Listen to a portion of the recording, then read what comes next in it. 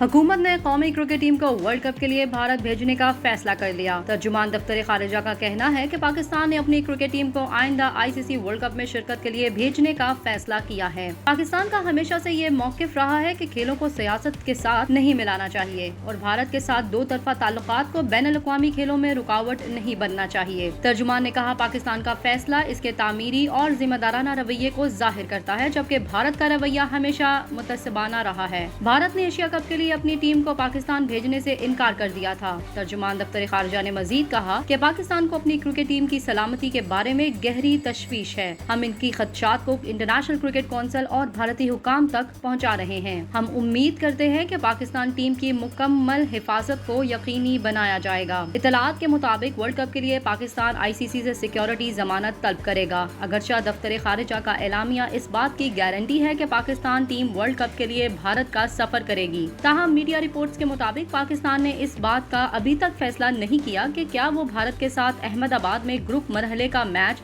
खेलने पर राजी होंगे या नहीं, या फिर इस मुकाबले को किसी और शहर मुंतकिल करने का मुतालबा करेंगे। पाकिस्तान की जानिब से वर्ल्ड कप में ग्रीन शर्ट्स के लिए सिक्योरिटी इंतजामात पर भी तहफ्फुजात का इजहार किया गया और इस ज़मन में पीसीबी सिक्योरिटी जमानत तलब करने के लिए आईसीसी राबता करेगा। पीसीबी निजी तौर पर इंग्लैंड से मैच की तारीख में मजवज़ा तब्दीली के बारे में खदशात जाहिर कर चुका है।